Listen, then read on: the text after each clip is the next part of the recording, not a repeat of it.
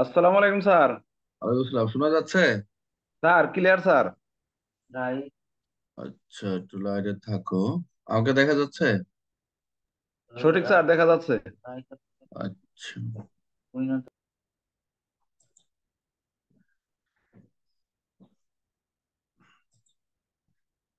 ক্লাসে তো অন্য কেউ আসে নাই, দাঁড়া একটু লাইনে থাকো। একটু এটা কপি করে দিই, তাহলে আবার অনেকে আসতে পারবে।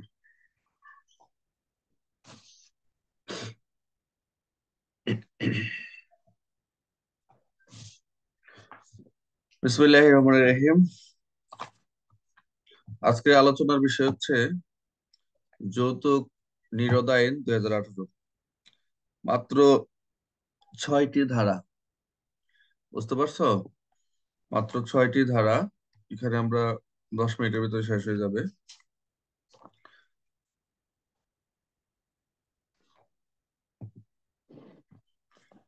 আমরা এই আইনটি সংশোধিত, অর্থাৎ যৌতুক নিরোধ আইন।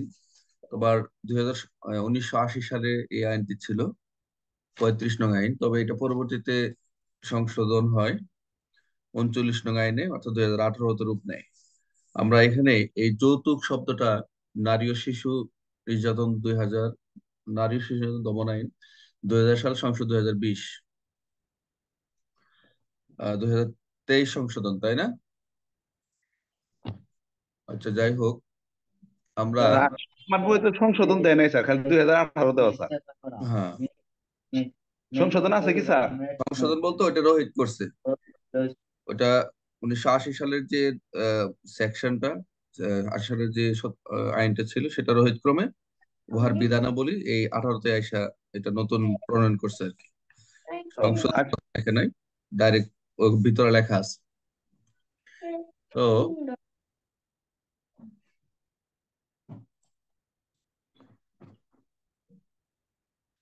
আজকে কি তুমি ছাত্র, তুমি একাই, আর কেউ কারো তো দেখতেছি না?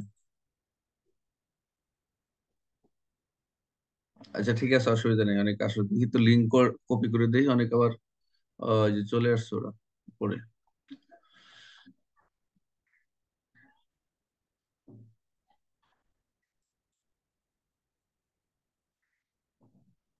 আচ্ছা। যত সময় আমার জন্য ভালো স্যার। ওই যে অফিসে যে এই দেখা যায় যে রেকর্ড শাখায় কাজ করা লাগে তো স্যার, দেখা যায় যে যথাসময়ে হাজির হইতে হয় স্যার, এই জন্য সকাল সকালে ভালো হয় স্যার। হ্যাঁ, সকাল তোমাদের ব্যাচটা সকালই ফার্স্ট টাইম, তোমরা সকালে। আমি ব্যাচ শুরু করবো তো তোমার 6টা থেকে 7টা, তোমরা 7টা দ্বিতীয় ব্যাচ হয়ে প্রথম ব্যাচ, মানে তোমরাই, কিন্তু এর আগে আরেকটা ব্যাচ ঢুকবে। এই জন্য ওদের একটু কষ্ট হবে, অসুবিধা যে বেলা উঠে যাবে। এখন তো সকালে উঠে নামাজ কালাম পড়ো, সকাল সকালে একটু বই পড়ো, এটা ভালো। এই অভ্যাসটা থাকলে পরীক্ষার এখন তো আর টেনশন নেই ইনশাল্লাহ। তাহলে আমরা শুরু করতে যাচ্ছি যৌতুক নিয়ন্ত্রণ 2018। এখানে আমরা যৌতুকের এখানে সংজ্ঞা দেখো। এখানে আমরা যে প্রথমে আমরা যতগুলো এই পর্যন্ত পড়েছি, মানে মোটামুটি 2 ধারা কিন্তু সংজ্ঞা দেখতেছি, তাই না? আর কিছু কিছু জায়গায় 4 ধারা আছে। 2 ধারা মোটামুটি মাইনর, একটা 2 ধারাই ম্যাক্সিমাম। দুই জায়গায় মনে হয় 4 ধারার কথা বলা রয়েছে। তাহলে 2 ধারায় প্রথম বলা হয়েছে যে কোনো বিষয় বা পরিপন্থী কোনো কিছু যদি না থাকে, সেই ক্ষেত্রে প্রথমত বলছে পক্ষ। তারপর আরেকটা সংজ্ঞা দিচ্ছে যৌতুক। এই দেখো, এই দুইটি সংজ্ঞা দিচ্ছে, পক্ষ এবং যৌতুক। কোন একটা বিষয়ের যখন আহ, স্বাক্ষর আইনের দিকে যাচ্ছি, মনোযোগ দাও। যদি পক্ষ না হয়, বিবদমান বিষয় না থাকে, তাহলে সেখানে কিন্তু আদালত কি বিষয় ধরে নিয়ে বিচারটা করবে। এখন আদালত সব সময় ধরে নেয় যে এক হাতে তালি বাজে না। এখন তোমরা এক পক্ষ যদি আদালতে বলো যে আদালতে এক পক্ষ নিয়ে যদি আদালতে উঠে, অবশ্যই তার বিবাদন পক্ষ থাকবে, থাকবে না? তাহলে প্রথম পক্ষ আর দ্বিতীয় পক্ষ আমরা এটা বুঝি। এটা বলছে শুধু পক্ষর কথা বলছে। পক্ষ মানে এখানে হচ্ছে যে দুই পক্ষ, একটা যখন যে কোনো ঘটনা বা কোনো কিছু সংঘটিত হয়, যে কোনো ঘটনা, ঘটনায় হচ্ছে যে যে কোনো ঘটনা যদি একটা জায়গায় দুর্ঘটনা হোক, পজিটিভ হোক, নেগেটিভ হোক, বা উদ্দেশ্য খারাপ হোক ভালো হোক, সেখানে কি থাকবে? টু পার্টিস থাকবে। টু পার্টিস থাকলে কোনো কিছু হ্যাপেনিং বা কোনো দুর্ঘটনা বা ঘটনা ঘটতে পারে না। আর যদি ঘটনায় না ঘটে, তাহলে আদালত তো এক পক্ষ নিয়ে বিচারে উঠতে পারে না, এগুলো আমরা বিচার্য বিষয়ে পাবো। ঠিক আছে, যে বিবাদমান বিষয় নিয়ে তর্কিত হয়, এই তর্কিত বিষয়ে আদালতে মামলা চলতে থাকে। এটা এই এই চলতে চলতে আদালতে একটা শেষ পর্যন্ত কি কি হয়, রায় ঘোষণা হয়, ফলাফল ঘোষণা হয়। বুঝতে পারছো? যাক, আমরা সাক্ষ্য আইনের 3 ধারা থেকে ঘুরে আসলাম। তাহলে আমরা এই পক্ষ এখানেই বলেছে যে এই আইনের উদ্দেশ্য পূরণ কল্পে, এই আইনের যে উদ্দেশ্য, যে অবজেক্টিভ রয়েছে, যে টার্গেট রয়েছে, যে লক্ষ্য রয়েছে, সেই লক্ষ্য লক্ষ্য হচ্ছে যে বিবাহের বর বা কনে আসতেছে। কিন্তু পক্ষ দেখো, বিবাহ, মামুন বলো, মামুন কি বলতে চাচ্ছে? পেজ নাম্বার পাইছো? জি স্যার। গুড। আমরা তো সূচি দিয়ে দিছি। আর একটা কথা বলি সবাইকে, যে আমি যখন পড়াবো এর আগে তো আমি 1 সপ্তাহের একটা সূচি দিয়ে দিছি, মানে তোমাদের রুটিন দিয়ে দিছি। এই রুটিন অনুযায়ী যা যা পড়া, এগুলি স্টিকার লাগায় রাখবা কি কি পড়তেছো। বুঝতে পারছো? তো আমার যদি ফলো করো তাহলে পিছায় যাবা। তোমাদের অ্যাডভান্স হইতে হবে অবশ্যই, কারণ হচ্ছে আমি সিলেবাস করছি, আমি রুটিন করতেছি, আমি আস্তে আস্তে পড়া বাড়বে, আমি বাড়বো বলতেছি। এখন একটু শীতের কারণে অজুহাত দিতেছো যে উঠতেছি না, দেরি হচ্ছে, এগুলো করা যাবে না, খুঁজে পাচ্ছি না। তাহলে প্রথম হচ্ছে বিবাহের পর বা কনে অথবা বর বা কনের পিতামাতা, অথবা বর বা কনের পিতামাতার অবর্তমানে কি থাকবে, বৈধ অভিভাবক। এখানে একটি সুন্দর একটা শব্দ রয়েছে, অর্থাৎ বর বা, প্রথম বলা হয়েছে বিবাহের বর বা কনে, অথবা বলা রয়েছে কনে বা পিতামাতা, অথবা বর বা কনের পিতামাতার অবর্তমানে বৈধ। এই বৈধ অভিভাবক শব্দটা আমরা এক জায়গায় পাবো, এটা একটু আন্ডারলাইন করে রাখবো, বৈধ অভিভাবক। এই শব্দটা পাবো আমরা শিশু আইনে। যে শিশু আইনে বৈধ অভিভাবকের কথা বলা রয়েছে, কিছু কিছু শব্দ আছে, এই শব্দগুলো মাথায় রাখবা। অথবা প্রত্যক্ষ বা বিবাহের সাথে জড়িত বর বা কনের পক্ষের অন্য কোনো ব্যক্তি। অর্থাৎ যদি কোনো ম্যারেজ, মানে কোনো প্রোগ্রাম হয় বা অনুষ্ঠান হয়, সেই ক্ষেত্রে আমরা যখন কোনো সাক্ষী দরকার হয়, যে কে কে সাক্ষী থাকে কোনো একটা বিষয়ে, যখন কোনো বিচার্য বিষয় হয়ে যায়, বিচার্য বিষয় দাঁড়ায়, তখন যে বিয়ের সময় কে কে উপস্থিত ছিল, কথা বলছো? ওই সময় তোমার, এটা তো তোমার মামলার বিষয়, যে তুমি যখন এই এই বিষয়ে ফুটাই তুলবা, সে যৌতুক চাইছে, যৌতুক গ্রহণ করছে, যৌতুক দিছে, এই ধরনের বিষয় যখন চলে আসবে, তখন কিন্তু এই এই তোমার যে এখানে একটা বিষয় যে প্রত্যক্ষভাবে বিবাহের সাথে জড়িত, এই তখন ডাইরেক্ট যে উইটনেস, তাকে তুমি হাজির করবা। আচ্ছা, প্রত্যক্ষের সাথে জড়িত কে কে হতে পারে? হতে পারে তার আত্মীয় স্বজন, হতে পারে যে কাজী, হতে পারে না প্রত্যক্ষভাবে? আচ্ছা, খ আসো। তাহলে পক্ষ আমরা দেখলাম, দুইয়ের কত বলে পক্ষ বলা রয়েছে। আর খত রয়েছে যৌতুক। যৌতুক যদি পরীক্ষা আসে স্পেসিফিক ভাবে, এই পদ্ধতি পরীক্ষা আগে এই সংজ্ঞাগুলো আসতো, তোমরা এই মেন বই থেকে এই সংজ্ঞাগুলো মুখস্থ করবে, আদারে গাইড মুখস্থ করবে না। কোন কোন বিষয়গুলো গাইড থেকে পড়তে হবে আমি জানাবো। বুঝতে পারছো? তাহলে আমরা আসি, এরপর আসো যৌতুক। যৌতুকে খুব ইম্পর্টেন্ট একটা বিষয় রয়েছে শেষ দিকে, যৌতুক কাকে বলে, এবং শেষের দিকে একটা বিষয় রয়েছে। যৌতুক বলতে কি বলতেছে যে যৌতুক অর্থ, আমরা ডাউরি যেটা বলি, বিবাহের এক পক্ষ কর্তৃক, তার মানে আরো কোনো পক্ষ আছে, বোঝা যাচ্ছে, অন্য কোনো পক্ষের নিকট। ক্লিয়ার? যে এক পক্ষ কর্তৃক অন্য কোনো পক্ষের নিকট বৈবাহিক সম্পর্ক স্থাপনের পূর্ব শর্ত। যখন কোনো বিয়ে হয়, তখন বিয়ের আগে একটা কি হয়, কন্ডিশন থাকে, বা কোনো তাদের দেনা পাওনা থাকে, যে এই পূর্ব শর্ত হিসেবে বিবাহের সময় বা তদপূর্বে বৈবাহিক সম্পর্ক বিদ্যমান থাকা গেল, অথবা বৈবাহিক কি কন্টিনিউয়াস রয়েছে, বিবাহ অব্যাহত রাখিবার শর্ত, যে বিবাহ অব্যাহত রয়েছে এর আগে রাখার শর্তে যে বিয়ে হবে। বিবাহের পণ বাবদ, আমরা পণ তো বুঝি, বিবাহের পণ বাবদ প্রত্যক্ষ বা পরোক্ষ, ডাইরেক্ট ইনডাইরেক্ট, কি হবে, দাবিকৃত, যারা দাবি করেছেন ছেলে পক্ষের, দাবিকৃত বা বিবাহের এক পক্ষ কর্তৃক, অথবা মেয়ে পক্ষ তো দাবি করতে পারে নাকি, মেয়ে পক্ষ দাবি করতে পারে না? আচ্ছা, অপর পক্ষকে প্রদত্ত বা প্রদানের বাবদ। তাহলে কি, পক্ষ কর্তৃক অপর পক্ষকে প্রদত্ত বা প্রদানের জন্য সম্মত, মানে যখন সম্মত হয়, সবাই মিলে কোনো পক্ষ যদি কোনো একটা বিষয় দিবে, যে তোমাকে 5 লাখ টাকা দিচ্ছি বা 10 লাখ একটা মোটরসাইকেল দিচ্ছি, এরকম বিষয়গুলো সম্মত হয়, কোনো অর্থ সামগ্রী, কোনো সম্পদ সম- সম্পদ দেয়। তবে মানে এই যে বলে রয়েছে কি কি অর্থ সামগ্রী হতে পারে, সেটা হচ্ছে কোনো সম্পদ হতে পারে, ডাইরেক্ট বলেছে হয় টাকা পয়সা অথবা কোনো প্রপার্টি। ঠিক আছে?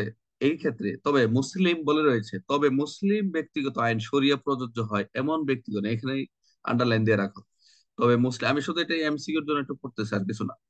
মুসলিম ব্যক্তিগত আইন শরিয়া প্রযোজ্য এমন ব্যক্তিগণের ক্ষেত্রে দেনমোহর বা মোহরানা অথবা বিবাহ সময় পক্ষগণের আত্মীয় স্বজন, বন্ধু বান্ধব, শুভাকাঙ্ক্ষী কর্তৃক বিবাহের কোনো পক্ষ উহা সামগ্রী অন্তর্ভুক্ত হবে না। পরীক্ষা আসতে পারে নিম্নবর্ণিত যে যৌতুকের ক্ষেত্রে কোনটি সঠিক অথবা কোনটি সঠিক নয়। এখানে দিতে পারে যে একটা হচ্ছে মুসলিম শরিয়া ভিত্তিক যে আমাদের আইন রয়েছে, যে এগুলো দেওয়া যাবে, এগুলো দেওয়া জায়েজ আছে বা এগুলো বৈধ। আর একটা বলছে যে মহারণা অথবা বিবাহ পক্ষ যদি আত্মীয় স্বজন কোনো কিছু খুশিয়ে কোনো কিছু যদি নিয়ে আসে, উপহার সামগ্রী, সেটা কি হবে না, যৌতুক হিসেবে গ্রহণযোগ্য হবে না। এই নিচে আন্ডারলাইন গুলো মুখস্থ রাখবা, আর উপরে যা পড়েছি এগুলা তোমরা পরীক্ষা আসলে সবাই লিখতে পারবে যৌতুক কাকে বলে, যৌতুকের সহজ ভাষায়। কিন্তু নিচের লাইনটা সবাই আর পড়বে না। এই যৌতুক আমরা ব্যতিক্রম পেলাম এখানে, যে এটা হলো এক্সেপশনাল, এই ক্ষেত্রে ব্যতিক্রম। ক্লিয়ার? যৌতুক আইনি যৌতুক কোনো সমস্যা আছে কারো? না স্যার। ওকে, আচ্ছা। এরপর আসো, আমরা যে মামলার আমরা কোর্ট থেকে যে মামলাটা পাই, অর্থাৎ যে ধারায় মামলা পাই, এটাকে শেয়ার মামলা বলে বা দেওয়ানি মামলা বলে। আপনার ম্যাক্সিমাম হচ্ছে এই ধারায় সেকশনে আমরা মামলা পাই, সেটা হচ্ছে এই তিন ধারা। মোটামুটি আমি নিজেও দুই তিনটা মামলা দেখেছি এবং মামলার এটা ইনকোয়ারি করেছি। এই যে তিন ধারা দেখো, যৌতুক দাবি করার দণ্ড সরাসরি তিন ধারায় চলে আসে। দেখছো গরিব যারা, তারপরে গরিব শুধু গরিবই নয়, তারপরে উচ্চ যারা ধনাঢ্য বা পারিবারিক কোনো ঝামেলা থাকে স্বামী স্ত্রী, তখন এই যে এই কোর্টে গিয়ে এই তিন ধারায় মামলা করে। এটা কিন্তু ম্যাক্সিমাম আদালত থেকে আসে শেয়ার মামলাগুলা। যৌতুক, যৌতুক দাবি করা দণ্ড, তাহলে আমরা তো পক্ষ পড়েছি, তাহলে তুমি নিজের ভাষায় লিখতে পারো যৌতুক কে দাবি করতে হবে, কোনো এক পক্ষ অন্য কোনো পক্ষের নিকট যৌতুক যদি দাবি করে, তাই না? তাহলে নিজে এই নিচের হেডলাইন গুলো এভাবে লেখা আছে যে যদি কোনো বিবাহের কোনো পক্ষ বা প্রত্যক্ষ বা পরোক্ষভাবে বিবাহের কোনো পক্ষের নিকট হতে কি করে, যৌতুক দাবি করে, তাহলে সেটা একটা কি, একটা অপরাধ। তোর জন্য সেটা একটা অপরাধ। এখানে 5 বছর সাজার কথা বলা রয়েছে এবং জরিমানা 50,000 টাকা এবং উভয় দণ্ডে। এই জরিমানা মুখস্থ করার কোনো বিষয় নেই। পরীক্ষা হলে ধরে নাও যে সারা বই থেকে যদি এমসিকিউ আসে যে দুইটা জরিমানা আসবে অথবা একটা জরিমানা আসবে অথবা দুইটা আসবে, ধরে দুইটার বেশি দিবে না, ধরো আমি এই দুইটা পারি না, এই দুইটা বাদ, এরকম কিছু কিছু বিষয় অ্যাভয়েড করে যাবা। আর কিছু কিছু যে আমরা রিডিং করে যাবা দেখবা ক্লাব হয়ে গেছে। তো এই জরিমানা মুখস্থ করতে করতে তোমার অন্য লাইন তুমি খেয়ে ফেলবা। এই জন্যই মোটামুটি রিডিং করে যাওয়া, এত টেনশন দরকার নেই, মাথায় এত লোড নেওয়া দরকার নেই। জরিমানা তোমার কাজ না, জরিমানা আদালত এক এক সময় এক এক জরিমানা দিতে পারে, এটা জরিমানা মুখস্থ করার বিষয় না। তবে কিছু কিছু আমরা পেনাল কোডে কিছু রয়েছে, এগুলো আমরা মুখস্থ করবো। তিন দ্বারা গেল। এখন চারে আসো, যৌতুক অর্থাৎ দেওয়া নেওয়া দুইটা অপরাধ। এই চারে দেখো, যৌতুক প্রদান বা গ্রহণ। যৌতুক যিনি দিবেন এবং যিনি গ্রহণ করবেন সেটাই কি হবে, তোমার পিছনে লঙ্গি পরা কেন আবার? আচ্ছা, যৌতুক প্রদান বা গ্রহণ ইত্যাদির দণ্ড। ক্লিয়ার? তাহলে চার দ্বারা হচ্ছে যৌতুক যদি প্রদান করে সেটা বা কেউ গ্রহণ করে সেটাও কি হবে, অপরাধ বলে গ্রহণ, আহ, দণ্ড হিসেবে গ্রহণযোগ্য হবে। তারপর খেয়াল করো, আমরা পাঁচ, যৌতুক সংক্রান্ত চুক্তি ফলবিহীন। এর মানে কি, যৌতুক বিষয়ে যদি কোনো বিষয়ে তোমরা কি করো, চুক্তি করো, কন্ট্রাক্ট করো, বা কোনো কন্ডিশন দিয়ে কোনো ধরনের একটা এগ্রিমেন্ট করো, সেই ক্ষেত্রে যদি বলো যে তার সাথে আমার চুক্তি আছে, আদালত চুক্তি আছে, চুক্তি হয়েছে, এত টাকা দিবে, এই ধরনের কোনো কিছু যদি উপস্থাপন করো, তাহলে এ আইনের উদ্দেশ্য পূরণ কল্পে বলা রয়েছে ডাইরেক্ট যৌতুক প্রদান বা গ্রহণ চুক্তি কি হবে, ফলবিহীন, ভয়েড হবে, ফলবিহীন, ভয়েড বলা রয়েছে, BOID, ভয়েড হবে, সেটা ফলবিহীন হবে। তারপর দেখো ছয়, আমরা কিন্তু এর আগে ছয় ধারা কি পড়েছিলাম, মিথ্যা মামলা পড়েছিলাম না? এই যে কি পড়েছি গতকাল, কোন আইন পড়ছি? বাল্য বিবাহ নিরোধ আইন। এখানে বলা রয়েছে ছয় ধারা মিথ্যা মামলা, মিথ্যা মামলা করলে সেটা সাজা হবে। যে মিথ্যা মামলা যদি করে, যে মামলাটা আহ, সে যৌতুক চায় না, যৌতুক কোনো কিছু না, সে একটা মামলা করে দিচ্ছে যা স্বামীর বিরুদ্ধে, তখন যদি এটা ইনকোয়ারিতে আসে যে আসলে মিথ্যা, তখন তদন্তকারী সংশ্লিষ্ট তদন্তকারী কর্মকর্তা যিনি তদন্ত করেছেন তিনি কি করতেন, এই ধারায় আদালতে 6 ধারার অধীনে উনি প্রসিকিউশন দাখিল করতে পারেন, আদালতে প্রেয়ার করতে পারেন যে ঘটনা এই তার বিরুদ্ধে যেতে পারে। আমরা নারী শিশু 17 পাবো, তাহলে 6 6 দুইটা কিন্তু 6 পাইলাম, তাহলে 6 6 ক্লিয়ার। আমরা এভাবে আগাও, মিথ্যা মামলা 5 6টা পাবো, ঠিক আছে। আচ্ছা, 5 বছর কারাদণ্ড, 50,000 টাকা জরিমানা, দরকার নেই জরিমানা করতে। এখন আসা সর্বশেষ ধারা, আর দুইটা ধারা আছে। অপরাধের আমলযোগ্যতা, জামিন অযোগ্যতা। এই ধারায় কিন্তু অপরাধ অবশ্যই আমলযোগ্য, আমলযোগ্য হলেই, আবার আমলযোগ্য হলে বলতে পারো যে স্যার আমলযোগ্যতা বিষয়ে তাহলে অ্যারেস্ট করে না কেন? আসলে সিআর মামলাগুলা ম্যাক্সিমাম হচ্ছে তোমার অনুসন্ধান করার জন্য পাঠায়। ঘটনা আমলযোগ্য, বাট যখন অনুসন্ধান করতে বলবে তখন সেটা দ্রুত তদন্ত প্রতিবেদন আদালত প্রেরণ করতে হয়, আদালত সেটা দ্রুত ইনকোয়ারি সমন দিবে, ওয়ারেন্ট দিবে, এটা আদালতের এখতিয়ার। তবে দ্রুত এটা তদন্ত করে আদালতে পাঠাইতে হয়। আর এটা অবশ্য জামিন অযোগ্যতা, জামিনযোগ্য না, ঠিক আছে। চাইলে জামিন দিতে পারে না, এটা আদালতের এখতিয়ার। 9 ধারা দেখো, ও আর একটা বিষয়, অপরাধের বিচার। 8 ধারাটা হচ্ছে যে আমরা সবকিছুই অন্যান্য আইনে মাইনর যাই পড়ি না কেন, কিছু কিছু বলা রয়েছে শিশু আইনে, কিছু কিছু বলা রয়েছে ব্যক্তিগত যে কার্যক্রম রয়েছে, বিচারিক কার্যক্রম রয়েছে, এগুলো বলা হয়েছে 1898 সালে ফৌজদারি বিধানাবলী প্রযোজ্য হবে, এটা ক্লিয়ার করা আছে। এটা তোমার পড়ার প্রয়োজন নেই, তবে ম্যাক্সিমাম যদি আসে দেখবা একটা এমসিকিউ দিয়ে দিছে যে এর কার্যক্রম কোন বিধানে প্রযোজ্য, তা চোখ বুঝে এমসিকিউ দিয়ে দিবা। দু একটা ধারা, যেমন ওই যে গতকাল পড়েছি, বিচার কার্যক্রম হচ্ছে যদি অপ্রাপ্ত বয়স্ক শিশুর ক্ষেত্রে বলা হচ্ছে অপ্রাপ্ত পুরুষ এবং অপ্রাপ্ত নারী, এই ক্ষেত্রে বিচার হবে শিশু আদালতে, তাই না? শিশু আইনের কথা বলা রয়েছে বিধানাবলী। এখানে বলা রয়েছে যেটা আমরা বললাম 1898 সালে, যে ফৌজদারি কার্যবিধি এর অপরাধ তদন্ত বিচার এভাবে পরীক্ষায় থাকবে, যে অপরাধ তদন্ত বিচার আপিল সংশ্লিষ্ট অন্যান্য বিষয় কি হবে, ওই বলা রয়েছে the code of criminal procedure 1898 direct বলে দিচ্ছে। সর্বশেষ 9, বিধি প্রণয়নের ক্ষমতা। বারবার বলেছি এই আইনটা সবার শেষে থাকে, যে বিধি প্রণয়নের ক্ষমতা কার? এই আইনের উদ্দেশ্য পূরণ করবে সরকার, স্বপ্ন বলেছি সরকারে, সরকারি গেজেটে প্রজ্ঞাপন দ্বারা বিধি প্রণয়ন করবে। সবসময় সরকার হবে, যে বিধি প্রণয়ন কে করবে, সরকার। তাহলে আমরা এই অধ্যায়ের ধারা, ইম্পর্টেন্ট ধারা হচ্ছে কয়টা? মাত্র সংজ্ঞায় শুধু যৌতুকের নিচের অংশ, আর এখানে হচ্ছে তোমার 3 ধারাটা হচ্ছে মামলার কার্যক্রমে পরিচালনা করি যারা। এএসআই তো আর কনস্টেবল থেকে এসে তো মামলা ইনকোয়ারি করে না, তবে এই ধারাটা ইম্পর্টেন্ট তোমাদের জন্য। এমসিকিউ হচ্ছে, সেটা হচ্ছে 5 ধারাটা, ভেরি ইম্পর্টেন্ট, যে যৌতুকের চুক্তি ফলবিহীন, এইটা মনে রাখবা। তাহলে এখানে আমরা আজকে কি কি পেলাম? মোটামুটি কিন্তু ক্লাস শেষ।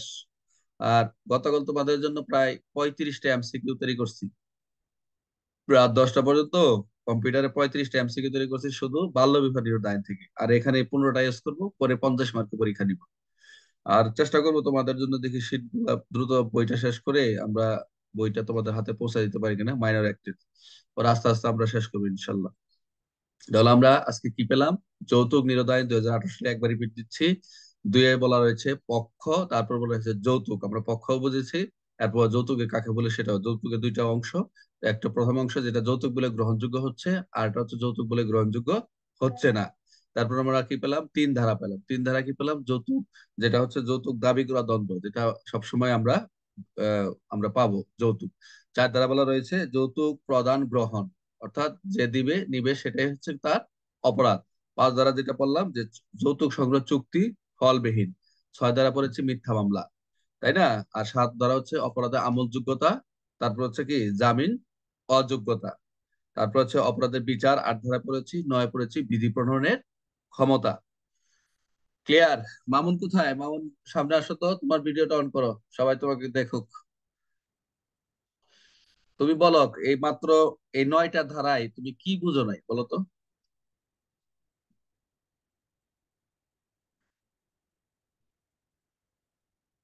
তোমাকে শোনা যাচ্ছে না, বলো। তুমি সামনে আসো, এখানে তুমি বলো। মূলত স্যার যৌতুক নিরোধ আইনের মানে একটা যৌতুক দিলে কি কি অপরাধ হবে বা নিলে কি কি অপরাধ এরকম স্যার। এই যে একটু আগে বললা না, যৌতুক দেওয়া না দুইটাই অপরাধ। আগে তো আইন পড়তো, এখন তো পুরো সেকশনটা জানতা সবার কাছে, সবাই যে আইন অপরাধ, কিন্তু সেকশনটা কি? এই সেকশনটায় তোমার এখানে 4 ধারা বলা রয়েছে, যৌতুক প্রদান বা গ্রহণ ইত্যাদি দণ্ড ডাইরেক্ট বলা রয়েছে। এই সেকশনে বলা রয়েছে যৌতুক প্রদান গ্রহণ করলেই সেটা কি হবে, তোর জন্য যে দণ্ডনীয় হবে। সে সে যেটা গ্রহণ করেছে সেটা অপরাধ বলে গ্রহণ হবে। তারপরে এটা বুঝছো, 5 নাম্বারটা, 5 নাম্বার সেকশনটা বুঝছো, যে যৌতুকের চুক্তি ফলবিহীন, এর মানে কি বলো তো? কি বুঝছো তুমি?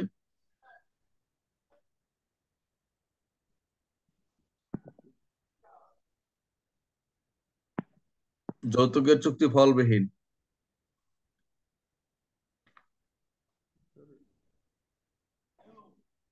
বলো। আচ্ছা, চুক্তি কি বলো তো, চুক্তিটা কি? এমনি আমরা চুক্তি বলি না, মানে তোমার সাথে আমার একটা চুক্তি হয়েছে, এটা হচ্ছে ওরালি, অথবা ভার্বালি, অথবা রিটেন, তিনটা, লিখিত, মৌখিক, যেভাবে হতে পারে চুক্তি কারোর সাথে। আর চুক্তি হতে হলে টু পার্টিস লাগবে, দুইটা পক্ষ লাগবে। এক পক্ষ কোনো সময় চুক্তি হয় না। হ্যাঁ, তোমার, তুমি মনে করো তোমার ওয়াইফের সাথে চুক্তি করছো। কি চুক্তি করছো? যে কাল তোমার একটা এই এই ফ্ল্যাটটা, কাল তোমার একটা ফ্ল্যাট কিনে দেবো, পরবর্তীতে 5 বছর পর বিক্রি করে দেবে, তার সাথে একটা চুক্তি করছো ধরো। তো এই যে একটা চুক্তি, এটা লিখিত একটা চুক্তি করছো, তো এই যে একটা চুক্তি, এই কথা বলা হয়েছে, চুক্তির কথা বলা হয়েছে। যে কোনো বিষয়ে চুক্তি হতে পারে। হুম। আইনের ভাষায় চুক্তি যে যে করার শর্ত হতে হবে, তো চুক্তি করতে হলে শর্ত হচ্ছে, আমরা এগুলো স্বাক্ষরে পড়বো। চুক্তি করতে হলে টু পার্টিস লাগবে, টু পার্টিস ছাড়া সেটা চুক্তি হতে পারে না। আর সেটা চুক্তি হতে হলে একটা লিখিত হতে হবে। আমরা প্রতারণা যায় পড়বো, যে প্রতারণার যে সংজ্ঞাগুলো রয়েছে সেখানে যে আমরা কিন্তু এই উপাদানগুলো পাবো। তাহলে তো কারোর সাথে যে বিয়ে করার চুক্তিতে যদি কোনো কিছু করে, বা এরকম ডকুমেন্টারি কোনো কিছু করে, হ্যাঁ, লিখিত করে না, সেটা কিন্তু অপরাধ বলে গণ্য হবে। তবে সেই চুক্তিটা যে আদালতে সাবমিট করে কারোর কাছে, কোনো জায়গায় যে বলে যে এটা চুক্তি করেছি, সেটা দেওয়ার কথা, সেটা কি হবে না, গ্রহণযোগ্য হবে না, চুক্তি ফলবিহীন হবে, ভয়েড হবে। ক্লিয়ার? বুলবুলি কোথায়? অ্যাডমিন, আমাদের অ্যাডমিন কোথায়? ঘুমায় পড়লো নাকি?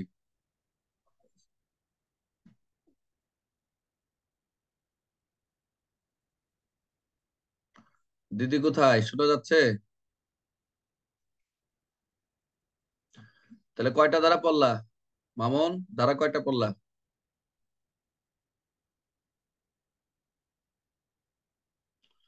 শোনা যাচ্ছে না, তুমি কি বলতেছো? তুমি একটু হেডফোন ইউজ করবা, ঠিক আছে? আমার কথা শুনতে পাচ্ছ? শহীদ? স্যার। আচ্ছা, এখন এই 9টা ধারা 2বার লেখবা। শুধু জাস্ট ধারাগুলা লিখে একবার লেখবা, আরেকবার না দেখে লিখে গ্রুপে দিবা। আর আমরা এখন এই যে যৌতুক থেকে আমি কোশ্চেন দিয়ে দিচ্ছি। আজকে আলোচনা শেষ হয়ে গেছে। আর কালকে কিন্তু তোমাদের সিলেবাসে কি, দেখো তো সিলেবাসে কালকে কি? আগামীকাল, আগামীকাল সিলেবাসে কি তোমাদের, কি পড়া? একটু দেখো তো আগামীকাল সিলেবাসে কি, আমি তো দেখতে পাচ্ছি না তো। শুনতে পাচ্ছ?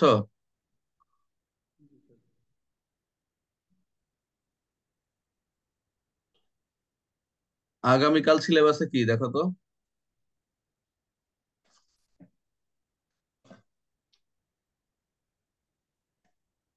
মামুন, শুনতে পাচ্ছ না? যৌতুক নিরোধ আইন। আচ্ছা, যৌতুক নিরোধ আইন তো শেষ হয়ে গেল, কালকে আমরা একটা নতুন আইন নিব। ঠিক আছে? যেহেতু শেষ হয়ে গেছে, আমরা কালকে, পরের দিন তো আমার পরীক্ষা, যৌতুক আইন আমরা শেষ শেষ হয়ে গেছে যেহেতু, আমরা রিভিশনে যাব না, আমরা নতুন একটা আইন নিয়ে আসবো কালকে। ঠিক আছে? তাহলে আমরা এই দুইটা আইন। আর এখন তোমরা কি যৌতুক আইন পরীক্ষা দিবে না এখন, নাকি ওই গতকাল বাল্য বিবাহ পরীক্ষা দিবা? যৌতুকই দাও, যৌতুকিতে শেষ করছো, যৌতুকি পরীক্ষা দাও। ওকে, এখনই পরীক্ষা দাও, আমি পরীক্ষা নিয়ে নিচ্ছি। আর অ্যাডমিনকে আমি প্রশ্ন দিয়ে দিচ্ছি, তোমাদের এখানে দিয়ে দিবে ওই 5 মিনিটের ভিতরে। আর তোমরা এখন 2বার লেখো, 2বার লেখো, এখন গ্রুপে দাও। ঠিক আছে? আমরা এখন বিদায় নিব। আর মোটামুটি মুখস্থ করবা, লেখবা বেশি বেশি। ঠিক আছে? প্রত্যেক ভালো থাকো। আসসালামু আলাইকুম।